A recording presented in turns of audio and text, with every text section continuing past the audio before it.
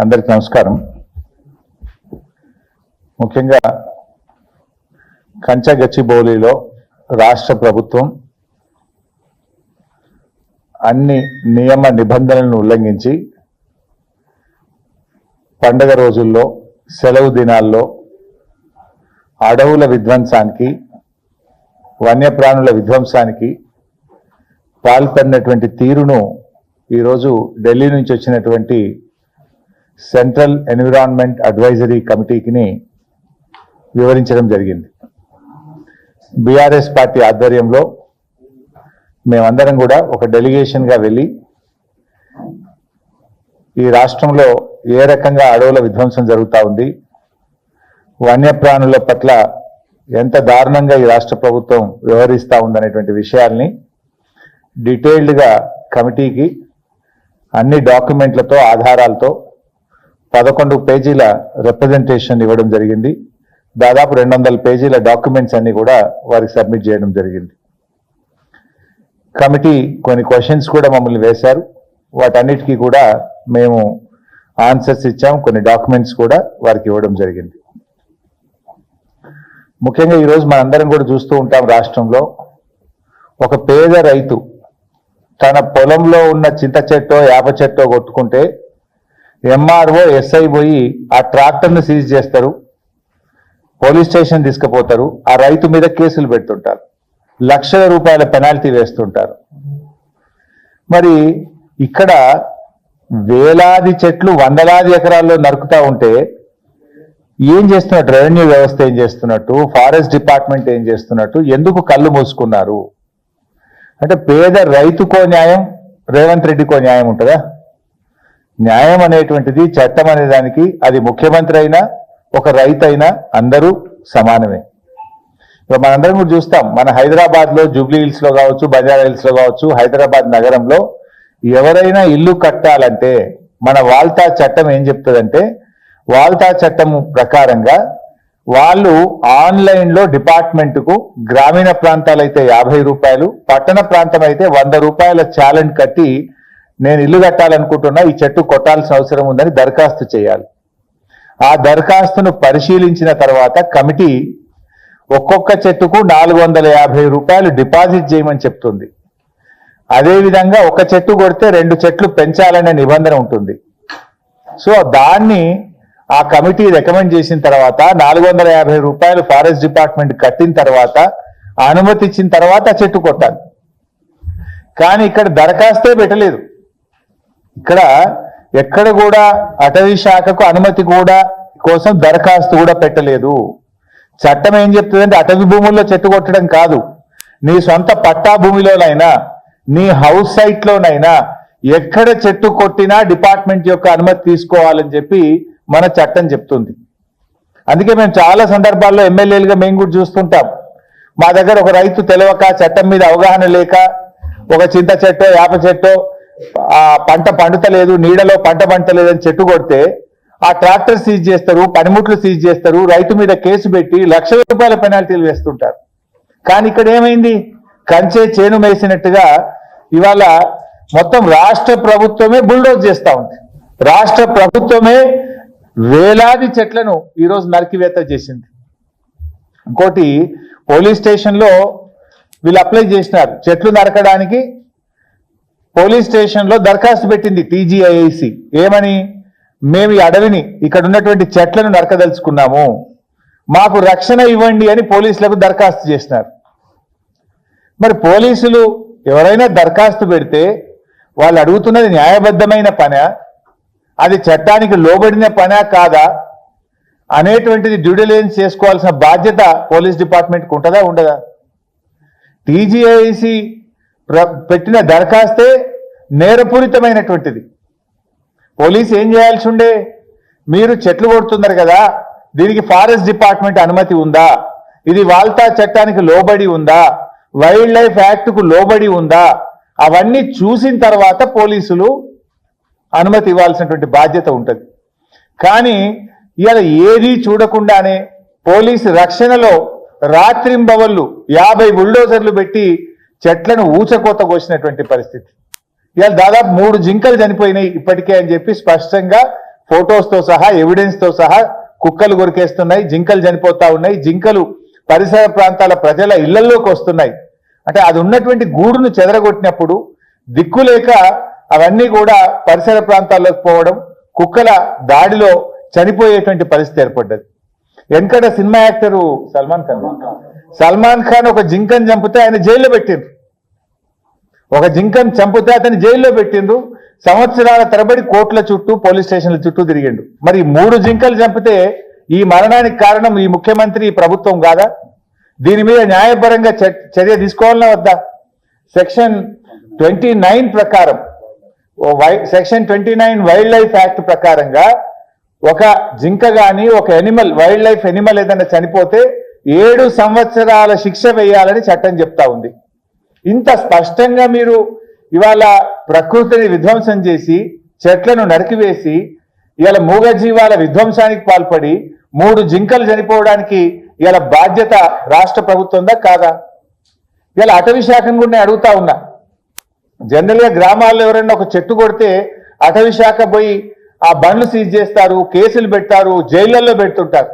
హైదరాబాద్ నడిబొడ్డున 400 ఎకరాల్లో జీవ విధ్వంసం జరుగుతూ ఉంటే హైదరాబాద్ లో ఉన్న PCCF కానీ, ఇక్కడున్న DFO కానీ, ఇక్కడున్న కన్జర్వేటర్ కానీ, ఇక్కడున్న అటవీ శాఖ అధికారులు నిద్రపోతున్నారా అని నేను అడుగుతా ఉన్నా. పేదవాడు తెలుసో తెలియకనో, చట్టం మీద అవగాహన లేకనో, తన పంట పొలానికి ఇబ్బంది జరిగి ఒక చెట్టు కొట్టే కేసులు పెట్టే మీరు వేలాది చెట్లను ఊచకోత కోస్తా ఉంటే, ఫ్లడ్ లైట్ల వెలుతురులో చెట్లను నరుకుతా ఉంటే మీరు నిద్రపోతున్నారా? ఇన్ఫాక్ట్ మా RS ప్రవీణ్ కుమార్ గారు మీరు స్పందించడం లేదు అని చెప్పి వారే స్వయంగా RS ప్రవీణ్ కుమార్ గారు PCCF గారికి 2 ఏప్రిల్ రోజు లెటర్ పెట్టినారు. ఇక్కడ జీవ విధ్వంసం జరుగుతూ ఉంది, ఇక్కడ చెట్లన్నీ కూడా అనుమతి లేకుండా కొడతా ఉన్నారు, వైల్డ్ లైఫ్ ఎఫెక్ట్ అవుతా ఉంది, తక్షణమే చర్య తీసుకోండి అని 2 ఏప్రిల్ నాడు స్వయంగా RS ప్రవీణ్ కుమార్ గారు మన అటవీ శాఖ కార్యాలయానికి వెళ్ళి అరణ్య భవన్లో దరఖాస్తు ఇచ్చారు. మీకు దరఖాస్తు వచ్చిన తర్వాత కూడా స్పందించారా? రోజు అన్ని పత్రికల్లో హెడ్లైన్స్ వస్తుంటది, టీవీల్లో హెడ్లైన్స్ వస్తుంటది, యూనివర్సిటీ విద్యార్థులు రోడ్డు మీదకి వచ్చి ధర్నాలు చేస్తూ ఉంటారు, అయినా మీరు స్పందించరు. పోనీ మా RS ప్రవీణ్ కుమార్ గారు స్వయంగా లేఖ రూపంలో మీ కార్యాలయానికి వచ్చి మీ చేతిలో కాగితం పెట్టిన తర్వాత కూడా అటవీ శాఖ స్పందించలేదు అంటే ఇది అటవీ శాఖ యొక్క పూర్తి నిర్లక్ష్యం, నేరపూరితమైన నిర్లక్ష్యం. అటవీ శాఖ స్పందించకపోవడం వల్లనే ఈ రోజు ఇన్ని వేల కొద్ది చెట్లు నరకబడ్డాయి, ఇన్ని జింకలు ముచ్చివాత పడ్డాయి, ఇలా వైల్డ్ ఎనిమల్స్ అన్ని కూడా ఇబ్బంది పడ్డటువంటి పరిస్థితి ఉన్నది. ఇలా ఈ బాధ్యత మీది, మీరు స్పందించలేకపోయారు. ముఖ్యంగా ఈరోజు చాలా విషయాలు కూడా మేము వారి దృష్టికి తీసుకుపోవడం జరిగింది. ఇవాళ అనేక రకాల వయలేషన్స్ ఇక్కడ జరిగినాయి. ఒకటి, మన రాష్ట్ర ప్రభుత్వంలో అనేక చట్టాలు కూడా ఉన్నాయి. వైల్డ్ లైఫ్ యాక్ట్తో పాటు వాల్తా యాక్ట్ 2002, ఇది మన రాష్ట్ర ప్రభుత్వం తెచ్చిన వాల్తా యాక్ట్. ఈ వాల్తా యాక్ట్ ప్రకారంగా ఎవరైనా చెట్టు కొట్టాలంటే రాష్ట్ర ప్రభుత్వం అనుమతి తీసుకోవాలి. అంతేకాకుండా సాయిల్ కన్జర్వేషన్ కూడా, అక్కడ చెరువు కూడా ఉంది, ఆ సాయిల్ కన్జర్వేషన్ కూడా దృష్టిలో పెట్టుకొని తగిన చర్యలు తీసుకోవాలి. దానికి ఏమేం రూల్స్ ఫాలో కావాలో ఇక్కడ స్పష్టంగా చెప్పారు, ఇది కూడా వారికి అందించాం. అదేవిధంగా తెలంగాణ ఏర్పడ్డ తర్వాత 2017లో జీవో నంబర్ 23 మన రాష్ట్ర ప్రభుత్వ అటవీ శాఖ ఇష్యూ చేసినటువంటి గైడ్ లైన్స్. ఈ రాష్ట్రంలో ఎవరైనా ఏదైనా చెట్టు కొట్టాలంటే ఆన్లైన్లో మీరు దరఖాస్తు చేయాలి, 100 రూపాయలు దరఖాస్తు చేయాలి.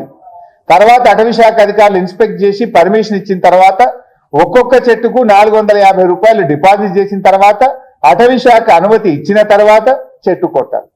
అది అటవీ భూమి కాదు, పట్టా భూమి అయినా, హౌస్ సైట్ అయినా, వ్యవసాయ భూమి అయినా, ప్రభుత్వ భూమి అయినా, అది ఏ భూమి అయినా సరే అనుమతి తప్పనిసరి అని చెప్పి జీవో నంబర్ 23 5/7/2017లో చాలా స్పష్టంగా ఇందులో పేర్కొనబడింది. ఇది కాకుండా సుప్రీంకోర్టు ఒక ఆర్డర్ ఇచ్చింది 4/3/2025, అంటే 4th March 2025 ఒక ఆర్డర్ ఇచ్చింది సుప్రీంకోర్టు. ఇన్ఫాక్ట్ దానికంటే ఏడాది ముందే సుప్రీంకోర్టు ఒక ఆర్డర్ ఇచ్చింది. ఎంత స్పష్టమైన ఆర్డర్ ఇచ్చిందంటే, మీరు అటవీ భూములే కాకుండా ద డెఫినేషన్ ఆఫ్ ఫారెస్ట్ అంటే అది గవర్నమెంట్ రికార్డులో ఫారెస్ట్ భూమి అని రాయవలసిన అవసరం లేదు.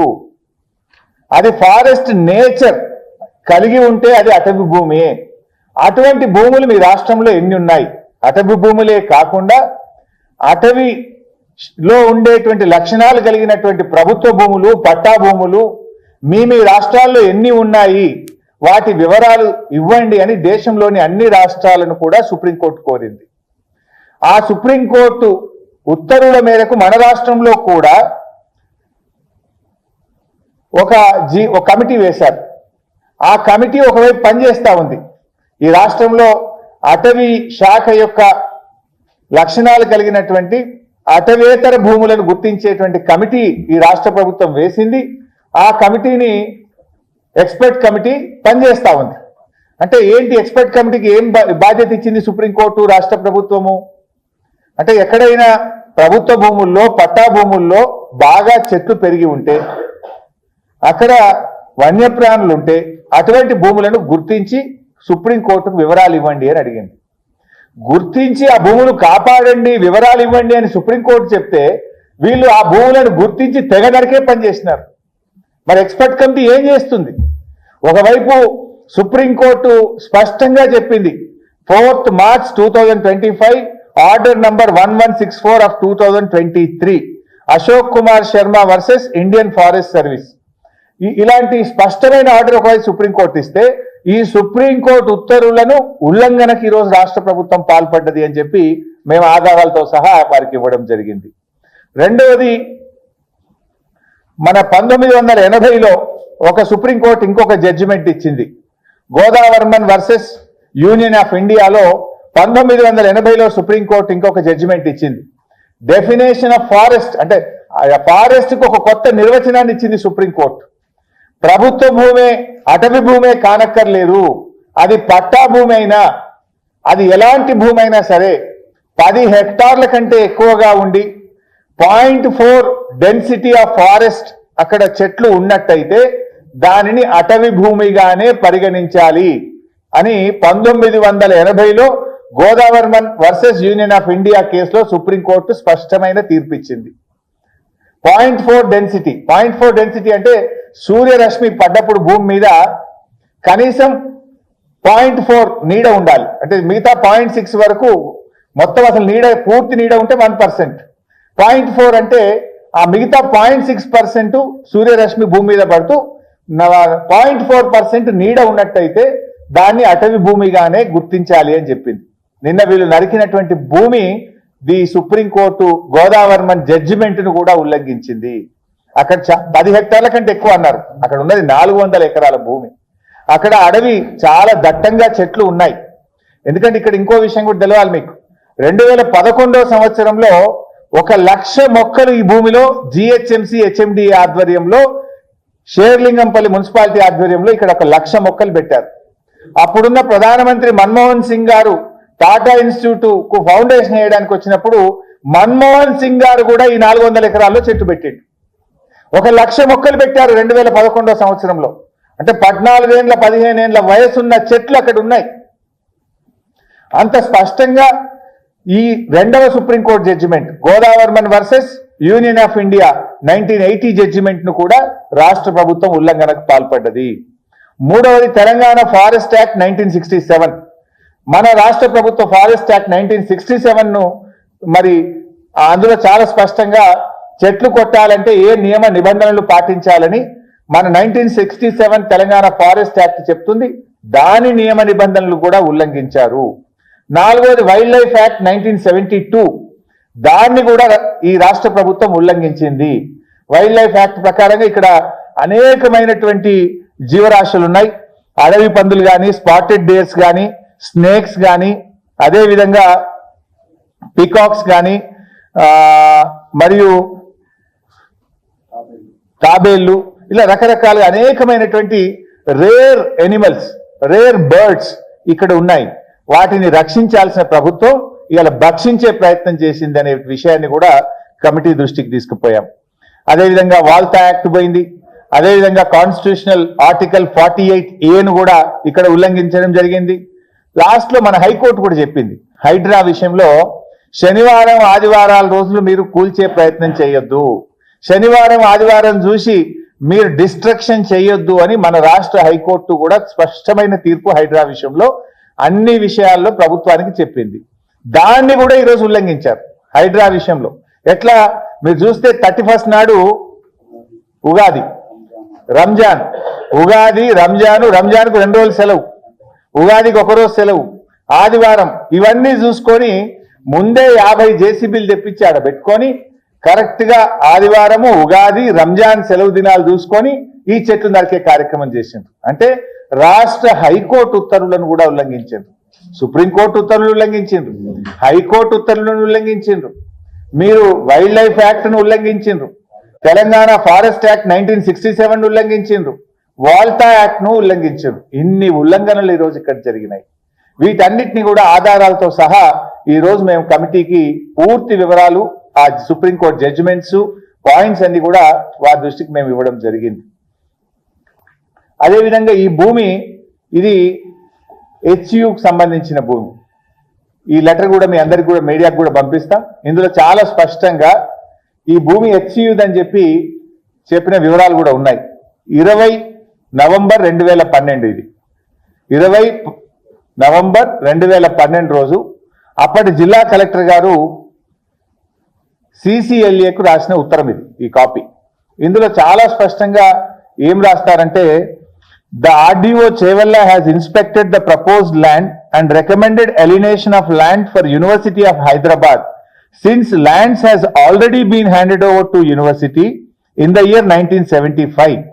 As seen from the inspection reports, the structures are located in the University of Hyderabad enclosed as Annexure 1. I therefore request to kindly recommend the alienation proposals of the land to an extent of 2,185 acres of Kancha Gachibowli and Gopanpalli villages respectively in favor of University of Hyderabad. 2185 ఎకరాలు ఇది already university ఆధీనంలో ఉంది, university position లో ఉంది.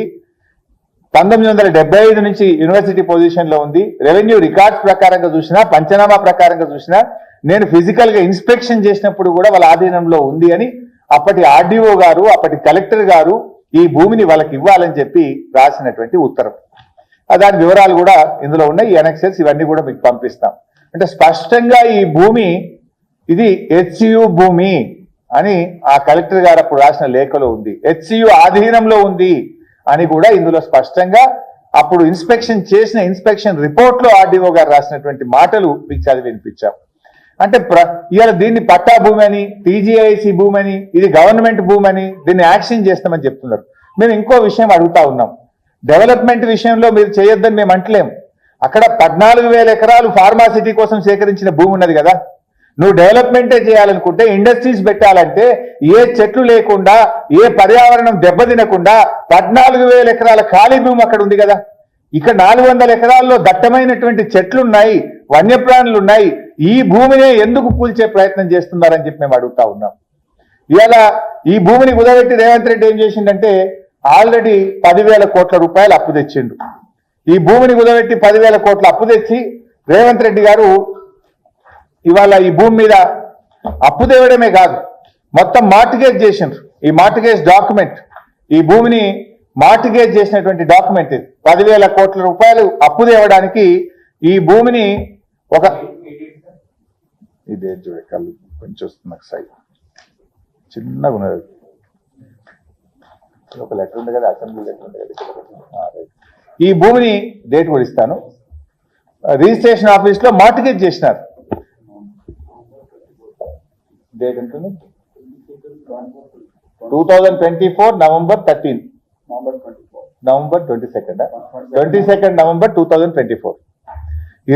November 2024 నాడు ఈ భూమిని కుదబెట్టు registration office లో 10,000 కోట్ల రూపాయలు అప్పు తెచ్చింది.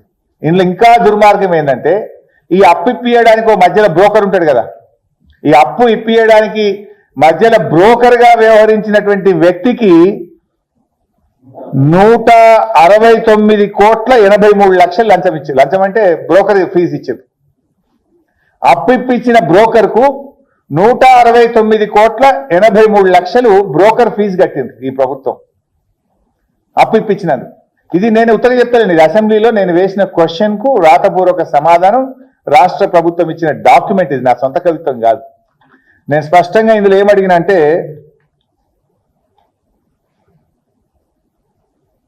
the details of merchant bankers, the quantum of amount to be paid to them till now, ఈ రోజు వరకు ఎంత కట్టింది ఆ బ్రోకర్ కంటే ఇలా రాసింది ప్రభుత్వం ఆన్సర్.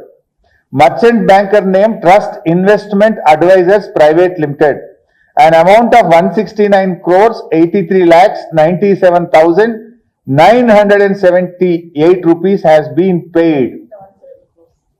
దాదాపు 170 కోట్లు అప్పిప్పించిన బ్రోకర్ కు వీళ్ళు డబ్బులు లంచం ఇచ్చిండ్రా, మరి ఫీజు ఇచ్చింది.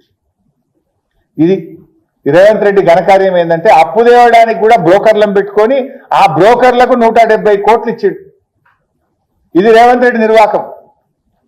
ఇప్పుడు ఆ భూమిని తెగనమ్మాలి, ఆ భూమిని అమ్మి ఇంకో 40,000 కోట్లు తేవాలని చెప్పి మళ్ళీ ప్రయత్నం చేస్తున్నాడు.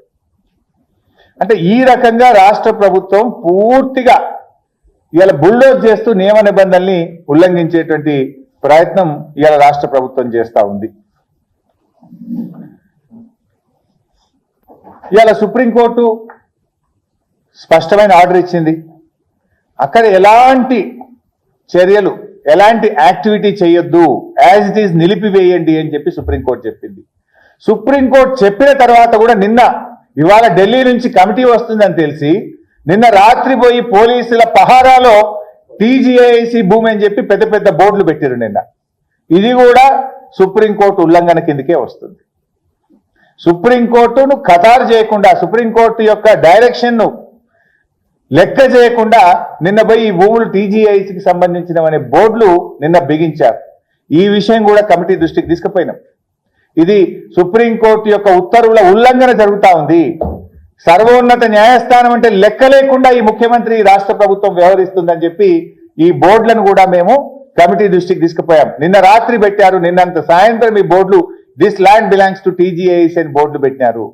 Supreme court said not to do any kind of activity, ఏమీ చేయొద్దు అక్కడ, as it is stand still అని చెప్పిన తర్వాత సీసీ కెమెరాలు పెట్టుడు, టీజీఐసికి సంబంధించిన భూమిని బోర్డులు పెట్టి సుప్రీంకోర్టు ఉత్తర్వుల ఉల్లంఘనకు పాల్పడ్డారన్న విషయాన్ని కూడా ఈరోజు మేము కమిటీ దృష్టికి తీసుకుపోయాం. ముఖ్యంగా ఈ రేవంత్ రెడ్డి ఘనకార్యం ఇంకోటి చెప్పాలి. గతంలో మేము తొలి ముఖ్యమంత్రి కేసీఆర్ గారు కొత్త సెక్రటేరియట్ కట్టాలని నిర్ణయం తీసుకున్నారు.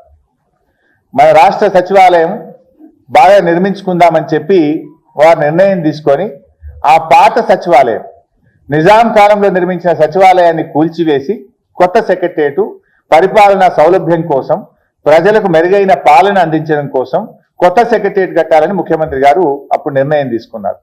ఇదే రేవంత్ రెడ్డి ఆ రోజు హైకోర్టుకు పోయిండు, గ్రీన్ ట్రిబ్యునల్కి పోయిండు చెన్నైకి, సుప్రీంకోర్టులో కూడా కేసేసిండు. ఏమని?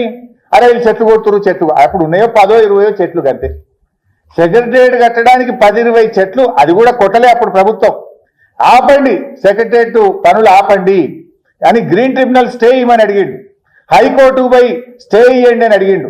సుప్రీంకోర్టుకు పోయి ఈ సెక్రటేరియట్ కట్టద్దు ఆపండి అని చెప్పి కోర్టులలో కేసు చేసిండు రేవంత్ రెడ్డి. ఏమని పోయిండు రేవంత్ రెడ్డి? చెట్లు కొట్టద్దు అని పోయిండు. కానీ అప్పుడు బీఆర్ఎస్ ప్రభుత్వం మేము అన్ని రూల్స్ అండ్ రెగ్యులేషన్స్ ఫాలో అయినాం. వాల్తా యాక్ట్ ప్రకారంగా దరఖాస్తు చేసి ఒక్కొక్క చెట్టుకు ఫీజు కట్టి ఆ చెట్లను రీప్లేస్ చేసి అన్ని అనుమతులు తీసుకొని మేము చేసినాం కనుక ఆనాటి రేవంత్ రెడ్డి కేసును హైకోర్టు కొట్టేసింది, సుప్రీంకోర్టు కొట్టేసింది, గ్రీన్ ట్రిబ్యునల్ కూడా కొట్టేసింది. మరి నేను రేవంత్ రెడ్డికి ఇవన్నీ తెలియా? నువ్వు ఆనాటి సెక్రటరియట్లో 5-10 చెట్లు కొట్టొద్దనే నువ్వు కేసులు వేసినోనివి, 1000 చెట్లు కొట్టడానికి ఏ అనుమతి లేకుండా నువ్వు ఎట్లా చేసినావు అంటున్నా. అంటే ఇది లెక్కలేని తనమా? ఇది బరి తెగింప? ఇది నేరపూరితమైన నిర్లక్ష్యం కాదా? అందువల్లనే కఠినంగా చర్యలు తీసుకోవాలి. దీంట్లో బాధ్యులైన వారు ఎవరైనా, ఎంతటి వారైనా కఠినమైన చర్యలు తీసుకోవాలని చెప్పి మేము కమిటీని కోరాం. నువ్వు ఆనాడు 5-10 చెట్లు ఉంటేనే తప్పు, ఇది సెక్రటేరియటే కట్టద్దు అని కేసులు పెట్టినవి, ఇవాళ 100 ఎకరాల్లో లక్షల కొద్ది చెట్లు కొట్టడం is it not a negligence? Criminal negligence. అందువల్ల దీని మీద యాక్షన్ తీసుకోవాలి. అందరిలా ముఖ్యమంత్రి నుంచి మొదలుకుంటే అటవీ శాఖ అధికారులు కానీ, చీఫ్ సెక్రటరీ గారు కానీ, మన పోలీస్ డిపార్ట్మెంట్ నిర్లక్ష్యం కూడా ఉంది. ఇప్పుడు ఒక నేరం చేయడానికి పోతున్నా నాకు రక్షణ ఇవ్వంటే పోలీసులు రక్షణ ఇస్తారా? రక్షణ ఎప్పుడు ఇవ్వాలి? రక్షణ ఇచ్చే ముందు, ప్రొటెక్షన్ ఇచ్చే ముందు దేనికోసం దరఖాస్తు వచ్చింది? అది చట్టానికి లోబడిన పనా, చట్టాన్ని ఉల్లంఘించినటువంటి పనా డ్యూ డిలిజెన్స్ చేసుకోవాల్సిన బాధ్యత పోలీసులకు లేదా? అంటే పోలీస్ డిపార్ట్మెంట్ కూడా కళ్ళు మూసుకొని ఇలా ప్రొటెక్షన్ ఇచ్చి విద్యార్థుల మీద లాఠీ చార్జ్ చేసి దగ్గరుండి ఈ జీవ విధ్వంసంలో భాగస్వామ్యమైంది పోలీస్ డిపార్ట్మెంట్. ఈ రోజు కూడా 2 విద్యార్థులు జైల్లోనే ఉన్నారు. 6 కేసులు ఇలా పిల్లల మీద పెడితే ఇవాళ కూడా పిల్లలు జైల్లోనే ఉన్నారు. అక్రమ కేసు కాదా, మీరు నేరం చేసి అన్యాయాన్ని ప్రశ్నించిన పాపానికి పిల్లల్ని జైల్లో పెట్టారు. ఆ పిల్లలు చేసిన పాపం ఏంటి? మీరు ఫారెస్ట్ కన్జర్వేషన్ యాక్ట్ను ఉల్లంఘిస్తున్నారు, మీరు వైల్డ్ లైఫ్ యాక్ట్ను ఉల్లంఘిస్తున్నారు, మీరు వాల్టా యాక్ట్ను ఉల్లంఘిస్తున్నారు, మీరు చట్టాన్ని ఉల్లంఘిస్తున్నారు. ఇది తప్పు అని ప్రశ్నించిన పాపానికి పిల్లల మీద అక్రమ కేసులు పెట్టి జైల్లో పెట్టారు. 10 రోజులైంది ఇలా పిల్లలు జైల్లో ఉన్నారు. ఇంకా ఇలా గమ్మత్ జోకు, ముఖ్యమంత్రి ఏమో ఆయన్నే హోంమంత్రి, ఆయన్నే ముఖ్యమంత్రి. పిల్లల మీద లాఠీ చార్జ్ చేయించింది, పిల్లల్ని కేసులు పెట్టింది, పిల్లలను జైలు వేసింది హోంమంత్రిగా, ముఖ్యమంత్రిగా రేవంత్ రెడ్డి. కానీ ఆ పిల్లల్ని విడుదల చేయమని చెప్తాడు ఉప ముఖ్యమంత్రి. అంటే ఒక ఆయన కేసు పెట్టి లోపలేయమంటాడు, ఒక ఆయన ఇడిపియమంటాడా? ఇదేమి నవ్వులాటనా ఇది? బేసైతే క్షమాపణ చెప్పాలి రేవంత్ రెడ్డి. ఆ పిల్లల్ని ఇలా అన్యాయంగా జైల్లో పెట్టినావు, ఆ పిల్లల భవిష్యత్తును దెబ్బతీసినావు. ఆ పిల్లలు ఈ దేశంలో సుప్రీంకోర్టు చట్టాలను, భారత రాజ్యాంగాన్ని, అటవీ చట్టాలను, వైల్డ్ లైఫ్ చట్టాలను వాటిని కాపాడండి అని చెప్పి దేశం కోసం, ప్రకృతి కోసం, అడవుల కోసం, చెట్ల కోసం, పర్యావరణం కోసం, ప్రజల కోసం ఆ పిల్లలు పోరాడింది.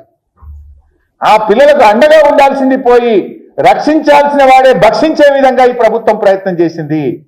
ప్రభుత్వం చేయాల్సిన పనిని పిల్లలు చేశారు. సిగ్గుపడి తలదించుకొని ఆ పిల్లలు న్యాయంగా అడిగినటువంటి దాన్ని మీరు స్వీకరించాల్సింది పోయి ఆ పిల్లల్ని జైల్లో పెట్టారా అని చెప్పి నేను అడుగుతా ఉన్నా. ఇది చాలా దుర్మార్గమైనటువంటి విషయం. సో ఈ విషయాలన్నీ కూడా ఈరోజు వారి దృష్టికి మేము తీసుకుపోయాం. ఇలా ఎక్కడో ఎవరో చిన్న సోషల్ మీడియాలో ఒక పోస్ట్ పెడితే, ఒక జింక చనిపోయిందని పోస్ట్ పెడితే సూమోటో కేసులు పెడుతున్నారు పోలీసులు పోయి. మరి ఈడెందుకో పెట్టరు సూమోటో కేసులు? ఈడెందుకు పెట్టరు సూమోటో కేసులని అడుగుతున్నా డీజీపీని. ఏం డీజీపీ గారు, ఇవాళ సోషల్ మీడియాలో ముఖ్యమంత్రిని ఒక మాట అంటేనో, ఒక జింక చనిపోయిందంటేనో, ఒక వాస్తవాలను సోషల్ మీడియాలో పోస్ట్ చేస్తే అర్ధరాత్రి పూట వచ్చి ఆడవాళ్ళు అని కూడా చూడకుండా జైళ్ళలో పెడుతున్నారే. మరి ఇక్కడ పర్యావరణ సమతుల్యం దెబ్బతీస్తూ, క్రిమినల్ నెగ్లిజెన్స్ కు పాల్పడుతూ, వేలాది చెట్లను నరుకుతూ, మూగ జీవాలను చావుకు కారణమైనటువంటి వాళ్ళ మీద ఎందుకు సూమోటో కేసు పెట్టరు? ఎందుకు పోలీస్ డిపార్ట్మెంట్ పనిచేయదు? చట్టం కళ్ళు మూసుకుందా అని చెప్పి నేను అడుగుతా ఉన్నా. చట్టానికి అందరూ సమానమే కదా. మీకు మా ఆర్ఎస్ ప్రవీణ్ కుమార్ గారు వచ్చి దరఖాస్తు ఇచ్చిన తర్వాత కూడా అటవీ శాఖ కళ్ళు మూసుకుంటుందా? అంటే పేదవాడు చెట్టు కొడితే జైల్లో పెట్టారు, పేదవాడు చెట్టు కొడితే లక్షల్లో పెనాల్టీ చేస్తారు. కానీ రేవంత్ రెడ్డి 1000 చెట్లు కొట్టినా, జీవ విధ్వంసానికి పాల్పడ్డా ఎందుకు సూమోటో కేసు బుక్ చేయరు అని నేను అడుగుతా ఉన్నా. దీంట్లో అందరూ భాగస్వామే. ఇలా నేరానికి సహకరించిన వాళ్ళు కూడా నేరస్తులే అని చెప్పి చట్టం చెప్తుంది. నేరం చేసిన వాళ్ళే కాదు, దాన్ని నియంత్రించాల్సిన వాళ్ళు, కాపాడవలసినటువంటి వాళ్ళు కళ్ళు మూసుకుంటే వాళ్ళు కూడా నేరస్తులే, నేరంలో భాగస్వాములే. This is the act of the country, rule of the country. So దీంట్లో ఇటు పోలీసులు కావచ్చు, అటవీ శాఖ కావచ్చు, ప్రభుత్వ పెద్దలు కావచ్చు, అందరూ కలిసి చేసినటువంటి నేరం. దీని మీద సమగ్రమైనటువంటి విచారణ జరపాలని, దోషులను కఠినంగా శిక్షించాలని, ఆ భూములు హెచ్యుకే చెందాలని, అక్కడ తిరిగి జీవ వైవిధ్యాన్ని యథాస్థితికి తేవాలని చెప్పి కమిటీ దృష్టికి మేము తీసుకురావడం జరిగింది. సో కమిటీ కూడా చాలా పాజిటివ్ గా రిసీవ్ చేసుకుంది. వారి ఈమెయిల్ ఐడి కూడా ఇచ్చి వివరాలన్నీ కూడా మెయిల్లో డీటెయిల్ గా మాకు పంపండి అని చెప్పి కోరారు. మేము కొన్ని డాక్యుమెంట్స్ కూడా ఇచ్చాం, ఇంకా కొన్ని వివరాలు కూడా మమ్మల్ని కోరారు. ఆ వివరాలు కూడా తెప్పించి మేము కమిటీకి నివేదిస్తాం. Thank you.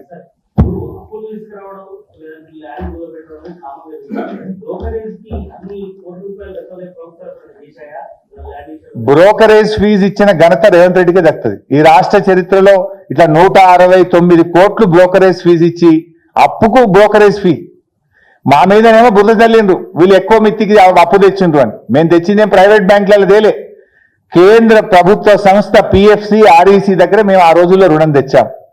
కానీ ఈయన గారు బ్రోకర్ను పెట్టుకొని బ్రోకర్ల ద్వారా ఇవాళ బ్రోకరేజ్ ఫీజు పెట్టి తెచ్చిండు. ఇంకా ఒక జోక్ చెప్పాలి మీకు, ఈ 169 కోట్లు తెచ్చిన 10,000 కోట్లకు టీజీఐసి ద్వారా వచ్చిన 10,000 కోట్లలో 169 కోట్లు బ్రోకరేజ్ ఫీజు కట్టిండ్రు.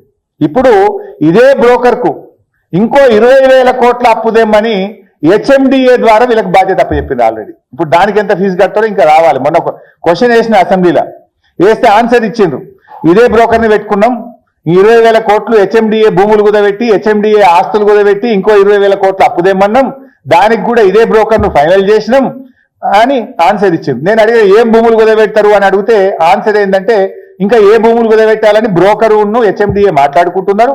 ఆ బ్రోకర్కు నచ్చిన భూములు, బ్రోకర్కు ఆయనకు సూటబుల్ అనుకున్న భూములను కుదబెడతాం, అవి టాక్స్ ఇస్ ఆన్ మాట్లాడుకుంటున్నారు ఇద్దరు. నిర్ణయం అయిన తర్వాత భూములు కుదబెడతాం, ఆ బ్రోకర్కు ఫీజు ఇస్తాం, ఇంక 20,000 కోట్లు హెచ్ఎండిఏకి అప్పు తెస్తామన్నారు. ఇప్పుడు ఆ బ్రోకర్ని పెట్టుకొని ఇప్పుడు టీజీఐసీలో 10,000 తెచ్చిండ్రు, హెచ్ఎండిఏలు 20,000 కోట్లు తెచ్చిండ్రు, రేపు హెచ్ఎండబ్ల్యూఎస్ మెట్రో వాటర్ వర్క్స్ కు తెస్తారట, అదే బ్రోకర్ కు జిహెచ్ఎంసీ కూడా తెస్తారట. మొత్తం ఒక 50,000 కోట్లు ఈ బ్రోకర్ని అడ్డం పెట్టుకొని ఈయన బాంబేకి చెందిన ప్రముఖ చార్టెడ్ అకౌంటెంట్ బోరా గారు ఆ బ్రోకర్ సంబంధించిన కంపెనీ పెట్టుకొని 1,000 కోట్ల రూపాయల అప్పులు తెచ్చి 100 కోట్ల రూపాయల బ్రోకర్ ఫీజు చెల్లించే ఒక కుట్ర, దాని వెనుక కమిషన్లు, కథా కార్యక్రమం ఇంకా చాలా ఉన్నాయి. సందర్భం వచ్చినప్పుడు చెప్తాం. Thank you.